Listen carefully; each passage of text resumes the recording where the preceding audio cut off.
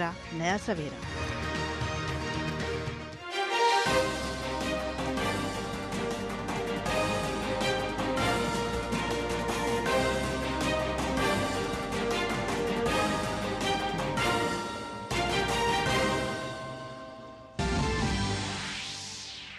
प्रधानमंत्री नरेंद्र मोदी आज यूपी के संभल में कल्की धाम मंदिर की रखेंगे नींव। प्रधानमंत्री एक जनसभा को भी करेंगे संबोधित।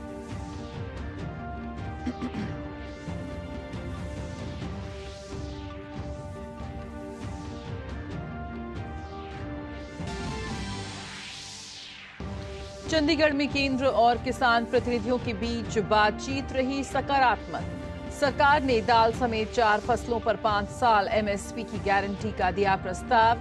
वहीं किसानों ने प्रस्ताव पर सहमति के बाद फैसला लेने की कही बात।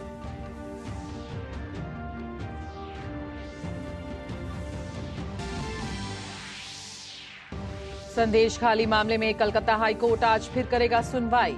सुप्रीम कोर्ट में भी महिला शोषण की जांच पश्चिम बंगाल से बाहर कराने की अपील पर होगी सुनवाई।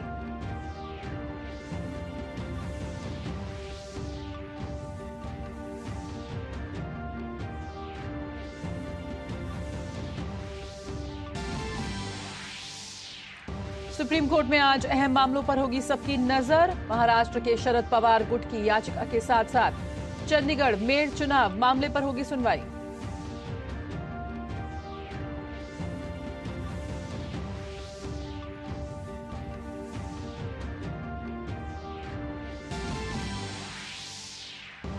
शराब नीति मामले में दिल्ली के मुख्यमंत्री अरविंद केजरीवाल को आज ईडी के सामने होना है पेश। प्रवर्तन निदेशालय ने छठा समन जारी कर पूछताछ के लिए बुलाया। अब तक ईडी के सवालों से बचते रहे हैं केजरीवाल।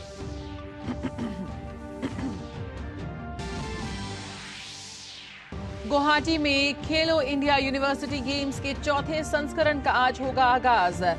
प्रधानमंत्री खिलाड़ियों को देंगे वीडियो संदेश। केंद्रीय खेल मंत्री अनुराग सिंह ठाकुर करेंगे शिरकत।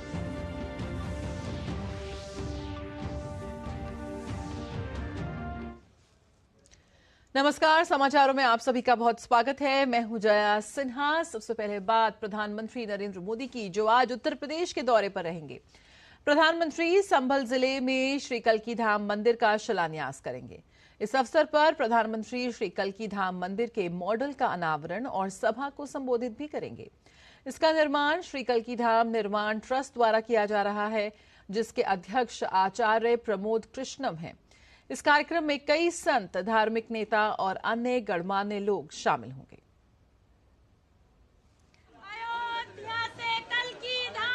उत्तर प्रदेश के संभल जिले में मौजूद 1000 वर्षों से अधिक प्राचीन कल्की मंदिर के पौराणिक इतिहास और धार्मिक की मान्यता है। इसी कल्की धाम में एक बार फिर मंदिर निर्माण का कार्य शुरू होगा। ये वही स्थान है जहां प्रधानमंत्री नरेंद्र मोदी कल्की धाम का शिलान्यास करेंगे। कल्की धाम के पीठाधीश्वर आचार्य प्रमोद कृष्णन ने बताया कि कल 10:30 बजे प्रधानमंत्री नरेंद्र मोदी यहां पर पहुंचेंगे और इसी स्थान पर जहां पर महिलाएं पूजा कर रही हैं, जहां पर शिलाएं जो है लाकर के प्रतीक के रूप में रखी गई हैं, यहीं से कल्की धाम के निर्माण की शुरुआत होगी। इससे पहले आचार्यों के समूह द्वारा विधि विधान से मंत्रोच्चार होगा। शिलान्यास कार्यक्रम के बाद प्रधानमंत्री एक जनसभा को संबोधित करेंगे।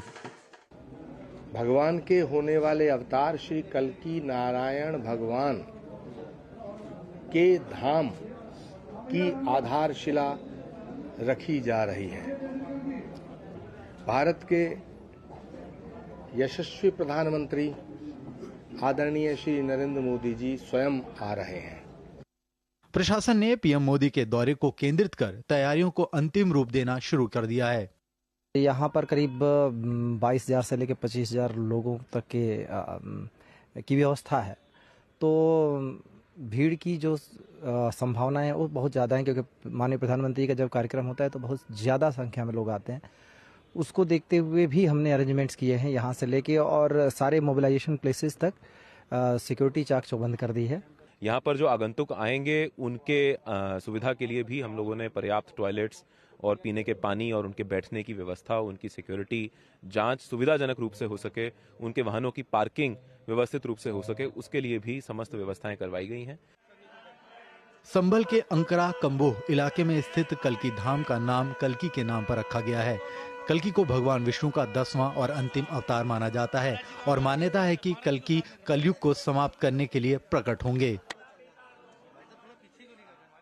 संभल का यह इलाका पौराणिक काल में अपनी तमाम पौराणिक विशेषताओं के कारण खासतौर पर भगवान कृष्ण के उस अंतिम प्रवास, जो कि कहीं न कहीं द्वापर की समाप्ति का समय था, उसके लिए जाना गया। उसके बाद पृथ्वीराज चौहान की एक राजधानी के रूप में जाना गया। आल्हा उदल के तमाम सारे स्मरण के यहाँ पर बिंदु मौजूद हैं, लेकिन इसके साथ ही कल्की धाम निश्चित रूप से लोगों के मन में था और यही कारण है कि प्रधानमंत्री जब इसका शिलान्यास करेंगे उसके बाद कल्की धाम मंदिर का निर्माण होगा।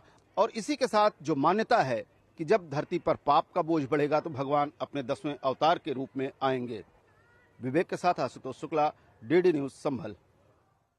राष्ट्रपति द्रौपदी मुर्मू आज से 23 फरवरी तक अंडमान और निकोबार द्वीप समूह की यात्रा पर रहेंगी। राष्ट्रपति आज शहीद स्तंभ पर माल्यार्पण करेंगी और सेलुलर जेल परिसर व संग्रहालय का दौरा करेंगी। साथ ही वे पोर्ट ब्लेयर में डॉक्टर BR अम्बेडकर प्रौद्योगिकी संस्थान जाएंगी और अपने सम्मान में आयोजित भोज में शामिल होंगी। मंगलवार को राष्ट्रपति इंदिरा पॉइंट और कैंपबेल खाड़ी जाएंगी। वे सुभाष चंद्र बोस द्वीप भी जाएंगी और लाइट एंड साउंड शो देखेंगी। बुधवार को राष्ट्रपति पोर्ट ब्लेयर में राजनिवास में अंडमान और निकोबार द्वीप समूह की PVTG के सदस्यों से बातचीत करेंगी। इसी दिन राष्ट्रपति राधानगर बीच पर सैनिकों का प्रदर्शन भी देखेंगे। चंडीगढ़ में केंद्र सरकार और किसान प्रतिनिधियों के बीच चौथे दौर की बैठक हुई। दोनों पक्षों के बीच हुई इस बातचीत ये काफी सकारात्मक रही। बैठक में सरकार ने किसानों के सामने प्रस्ताव रखा है कि अगर हरियाणा और पंजाब के किसान क्रॉप डाइवर्सिफिकेशन करते हैं और मक्का, कपास, उड़द और अरहर की खेती करते हैं तो सरकार इन 4 फसलों पर गारंटी देगी कि अगले 5 वर्षों तक नेफेड और NCCF के माध्यम से उनकी फसल को MSP पर खरीदा जाएगा। वहीं किसानों ने प्रस्ताव पर सहमति के बाद फैसला लेने की कही बात।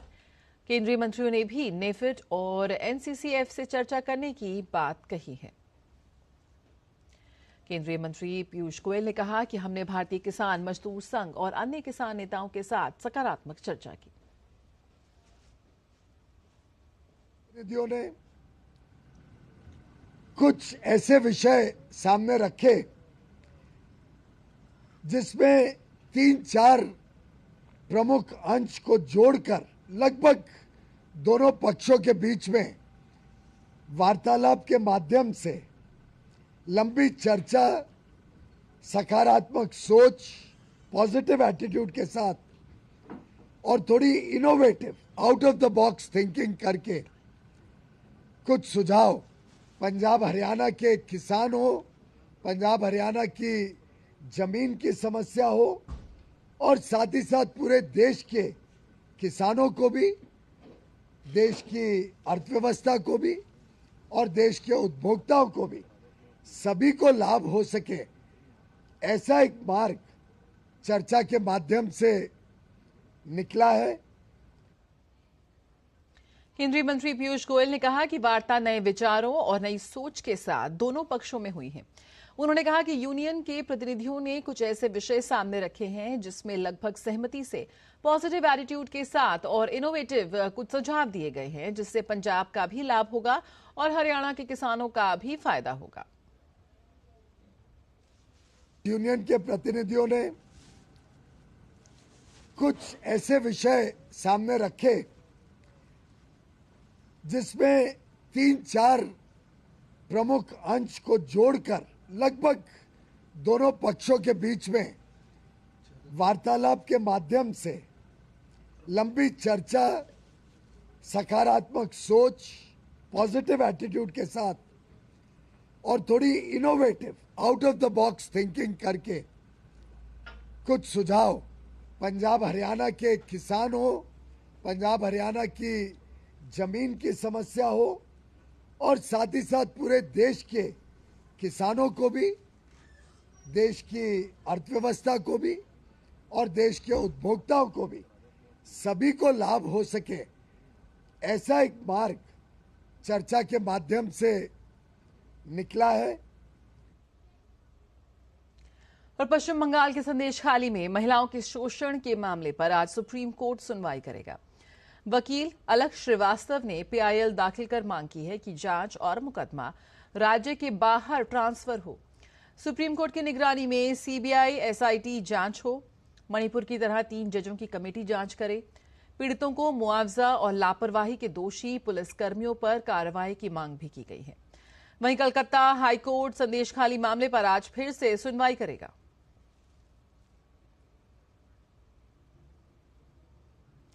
पश्चिम बंगाल के संदेशखाली में महिलाओं के साथ यौन उत्पीड़न के मामले पर राष्ट्रीय महिला आयोग की अध्यक्ष रेखा शर्मा आज संदेशखाली का दौरा करेंगी। रेखा शर्मा ने कहा कि वे पीड़ित महिलाओं के साथ भी मुलाकात करेंगी। जैसे आपको पता है कि संदेशखाली में बहुत डिस्टर्बिंग न्यूज आ रही है। मैं जा रही हूँ, मेरी बात हो चुकी है विक्टिम से और मैं चाहती हूँ कि उनको पूरा जस्टिस मिले। पीजी से मिलूंगी और वहाँ पे लोकल पुलिस से भी मिलकर बहुत ज्यादा ज्यादती हुई है महिलाओं पर और गली गली में जाकर मैं बात करना चाहती हूँ सभी महिलाओं से। फिर गवर्नर से मिलूंगी, आकर मैं चाहूंगी कि मैं राष्ट्रपति जी से भी मिलूं और ज्ञापन दूं उनको। और इस बीच संदेशखाली हिंसा मामले में महिलाओं का टीएमसी नेता के खिलाफ विरोध प्रदर्शन जारी है। महिलाओं ने टीएमसी नेता पर यौन उत्पीड़न धमकाने का आरोप लगाया है। महिलाओं ने एक बैनर उठा रखा था जिस पर कार्टून के जरिए उनके दर्द को दर्शाया गया था।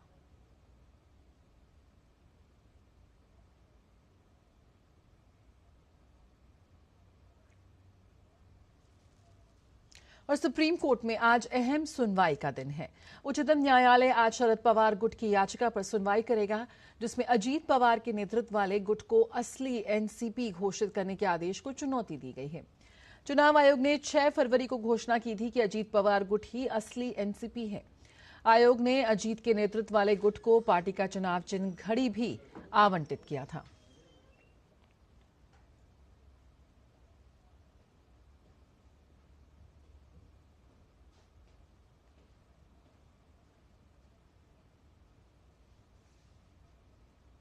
जो डिसीजन और खबरों में आगे बढ़ें तो वहीं चंडीगढ़ मेयर चुनाव मामले पर भी आज सुप्रीम कोर्ट सुनवाई करेगा। अदालत चंडीगढ़ मेयर चुनाव के रिटर्निंग ऑफिसर अनिल मसीह पर लगे आरोपों पर सुनवाई करेगी। सुप्रीम कोर्ट आप कांग्रेस गठबंधन के मेयर पद के उम्मीदवार रहे कुलदीप कुमार की याचिका पर सुनवाई करेगा। कुलदीप कुमार ने पीठासीन अधिकारी अनिल मसीह पर मतगणना के दौरान धोखाधड़ी और जालसाजी के आरोप लगाए थे। चंडीगढ़ मेयर चुनाव में निर्वाचन अधिकारी की तरफ से धांधली के आरोप पर सुप्रीम कोर्ट ने 5 फरवरी को सख्ती दिखाई थी और चुनाव का वीडियो देखने के बाद सीजीआई ने कहा था कि अधिकारी मतपत्र कैसे खराब कर सकते हैं, उस पर मुकदमा चलना चाहिए। सुप्रीम कोर्ट ने कहा था कि जरूरत लगी तो फिर चुनाव कराए जाएंगे, तब अभी मतपत्र और मतदान का वीडियो हाईकोर्ट को सौंप दिया जाए। सुप्रीम कोर्ट ने निर्वाचन अधिकारी को व्यक्तिगत रूप से पेश होकर अपने आचरण पर सफाई देने को भी कहा था और 19 फरवरी की तारीख तय की गई थी। और चंडीगढ़ में आम आदमी पार्टी के पार्षद पूनम देवी नेहा मुसावट भाजपा में शामिल हो गए एवं गुरचरण काला की घर वापसी हुई है। तीनों पार्षदों का भाजपा के राष्ट्रीय महासचिव विनोद तावड़े ने पूर्व प्रदेश अध्यक्ष अरुण सूद के साथ पार्टी के पटके पहनाकर भाजपा में स्वागत किया। इस अवसर पर विनोद तावड़े ने कहा कि तीनों पार्षदों को भाजपा में पूर्ण मान सम्मान मिलेगा और महत्वपूर्ण जिम्मेदारी दी जाएगी। इस बीच सुप्रीम कोर्ट में सुनवाई से पहले चंडीगढ़ के मेयर मनोज सोनकर ने इस्तीफा दे दिया है।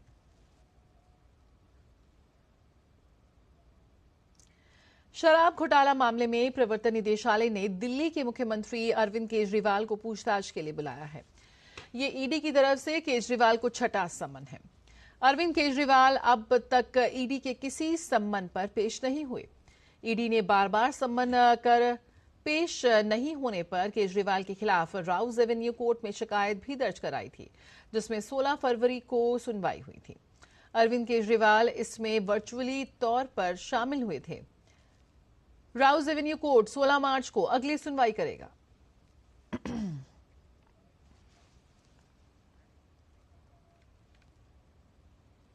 भाजपा के राष्ट्रीय अधिवेशन के समापन समारोह को प्रधानमंत्री नरेंद्र मोदी ने संबोधित किया। इस मौके पर बंगाल बीजेपी सांसद दिलीप घोष के साथ विशेष बातचीत की हमारे संवाददाता राजेश राज ने। पश्चिम बंगाल के भारतीय जनता पार्टी के सांसद दिलीप घोष हमारे साथ बातचीत के लिए मौजूद हैं। दिलीप जी, राष्ट्रीय अधिवेशन में बंगाल में जो महिलाओं पर उत्पीड़न हो रहे हैं उस पर भी चिंता जताई गई है, कैसे देखते हैं? बिल्कुल, बंगाल के लॉ एंड ऑर्डर की प्रॉब्लम है, वो सारे आम है, कोई कानून व्यवस्था नहीं है, इतना भ्रष्टाचार और इतना हिंसा है, विशेष करके पिछड़े समाज SC ST OBC माइनॉरिटी के ऊपर अत्याचार हो रहा है, उन्हीं का हक छीना जा रहा है, चाहे आवास योजना हो, चाहे नरेगा का हो, चाहे जल जीवन मिशन हो, चाहे स्वच्छ भारत का हो, चाहे तो गैस का या तो फिर राशन, सब प्रकार लूट हो रही है। मंत्री MLA MP जेल में है और आज महिलाओं पर जो अत्याचार हो रही है उससे देश पूरा चिंतित है। हम आंदोलन कर रहे हैं, लेकिन इस प्रकार एक चुने हुए सरकार लगातार जनता के ऊपर अत्याचार कर रही है, इसकी कोई तुलना नहीं है। इसलिए सरकार को जाना चाहिए, जनता तब मन बना लिया है, भाजपा के साथ है। 400 पार का जो आह्वान PM ने किया है उसका बंगाल पर कितना असर होगा बंगाल की जनता? देखिए, पिछले बार हमें 22 की टारगेट दी गई थी, हम 18 जीते थे तो 300 पार हुआ था। इस बार हमको 35 की टारगेट दिया गया है, हम वहां पहुंचेंगे तो 400 पार इंडिया हो जाएगा। बहुत शुक्रिया। 35 का टारगेट जो है पश्चिम बंगाल बीजेपी को दिया गया है कि वो 35 सीटें लोकसभा की जीत कर आए। दिलीप घोष को उम्मीद है कि जब 35 जीतेंगे तो 400 का आंकड़ा खुद ब खुद पार हो जाएगा। कैमरामैन संदीप के साथ भारत मंडपम, दिल्ली से मैं राजेश राज, DD न्यूज के लिए। और नई दिल्ली विश्व पुस्तक मेले के आखिरी दिन काफी संख्या में पुस्तक प्रेमी पहुंचे। यहाँ लोगों ने पुस्तकों की जमकर खरीदारी भी की। पुस्तक मेले में आकर कितने लोग उत्साहित नजर आए, इसका जायजा लिया संवाददाता गिरीश निशाना ने।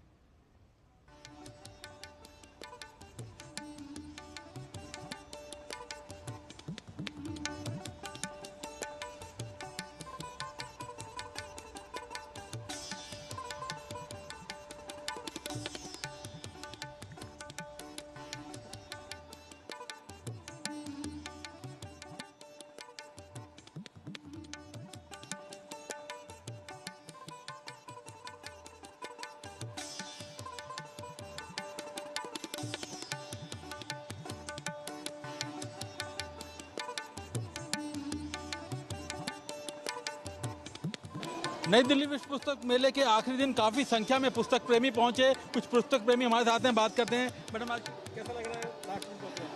आज वर्ड बुक फेयर का बहुत ही आखिरी दिन है और हमें बहुत अच्छा लग रहा है। और हम यहाँ पर नोएडा से आए हैं और मेरे साथ मेरे बच्चे भी हैं, हस्बैंड भी हैं। और यहाँ आज क्योंकि आखिरी दिन है तो काफ़ी ज़्यादा भीड़ भी है, काफ़ी क्राउड है। और book reading is my hobby. I have purchase many books also and this one योग भगाई रोग, so many books are here, very charming। Last day है तो हमने कहा जो काम की चीजें देख लें, डिस्काउंट भी मिल रहा है आज, तो हमने कहा इसका फायदा उठाएं। यहाँ तो सर जो पहले आज से 20 साल पहले, 40 साल पहले जो चलती थी रोडवेज बस स्टैंड पे, रेलवे स्टेशन पे, उन्हीं को इन्होंने 3-4 साल से दोबारा प्रिंट करके निकाला है। वो बुक्स हैं यहाँ सारी जो पहले बीच में बंद रही, 20-25 साल तो बंद ही रही।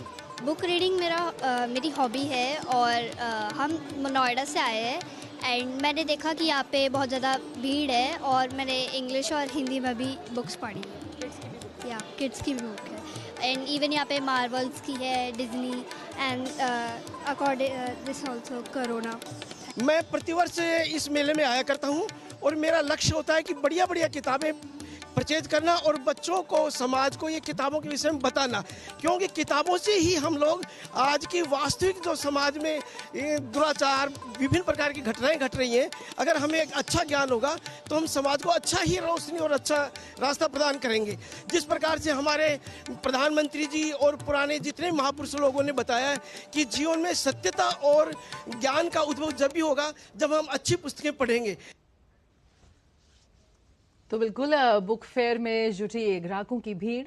और हरियाणा के फरीदाबाद में आयोजित होने वाले सूरजकुंड अंतर्राष्ट्रीय हस्तशिल्प मेले में भारतीय संस्कृति की हर ओर झलक नजर आई। इस बार मेले में भारत के 8 उत्तर पूर्वी राज्य सांस्कृतिक भागीदार के तौर पर शामिल हुए हैं। पेश एक रिपोर्ट।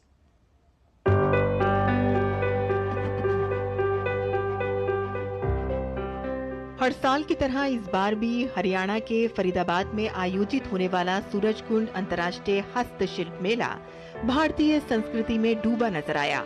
हस्तशिल्प के इस महाकुंभ का अनुभव करने के लिए देश विदेश के कला प्रेमी यहाँ पहुँचे। भारत की लोक संस्कृति में डूबे इस मेले में अतुल्य भारत की रंग बिरंगी झलक हर एक कोने में नजर आई।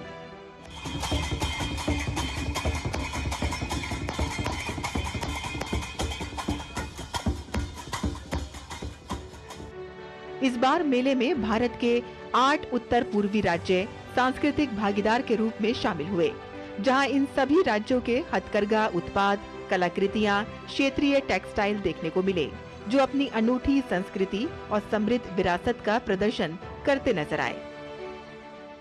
सूरजकुंड मेले में हमें दूसरे देशों की भी बड़ी हिस्सेदारी देखने को मिली, जहां हम देख सकते हैं कि यहाँ पे कई अंतर्राष्ट्रीय स्टॉल्स लगे हुए हैं और खास बात यह है कि यहाँ आने वाले जो दर्शक हैं वो इन स्टॉल्स की तरफ आकर्षित होते हुए नजर आ रहे हैं। सूरजकुंड के इस मेले ने एक ही मंच पर अपनी कला के प्रदर्शन के साथ शिल्पकारों को अपने उत्पाद के लिए बेहतर बाजार भी प्रदान किया। गुजरात के थीम स्टेट पर आधारित गुजरात की रंगारंग सभ्यता यहाँ पहुँचे लोगों ने महसूस की। वहीं इस बार मेले में 50 अंतर्राष्ट्रीय देशों की शिरकत देखने को मिली, जहाँ इन विदेशी स्टॉल्स पर दर्शकों की भारी भीड़ नजर आई। साथ ही यहाँ विदेशी कलाकार अपनी पोशाकों में लोगों को आकर्षित करते नजर आए। इस मेले में लगे अलग अलग देशों के स्टॉल्स वहाँ की संस्कृति को तो पेश कर ही रहे हैं और साथ ही साथ इन स्टॉल्स पर आपको वहाँ के पारंपरिक परिधान भी देखने को मिल जाएंगे और यहाँ जो आने वाले जो दर्शक हैं वो लोग जो हैं इसको लेकर काफी उत्साहित नजर आ रहे हैं। इसके अलावा कई सांस्कृतिक प्रोग्राम भी इस मेले में जगह जगह पेश किए गए, जिनका आनंद यहाँ पहुँच रहे लोगों ने खूब उठाया। सूरजकुंड मेला जहां एक तरफ हैंडीक्राफ्ट को बढ़ावा दे रहा है, तो वहीं दूसरी तरफ प्रधानमंत्री के वोकल फॉर लोकल के संदेश को दूर तक पहुंचा रहा है और यहां आने वाले दर्शकों में ये उत्साह और उल्लास साफ नजर आता है।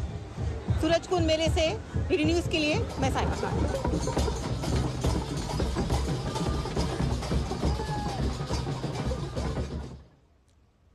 तो पूरा विश्व समाया हरियाणा के इस सूरजकुंड मेले में। इसी के साथ इस बुलेटिन में फिलहाल इतना ही। मुझे दीजिए इजाजत। नमस्कार।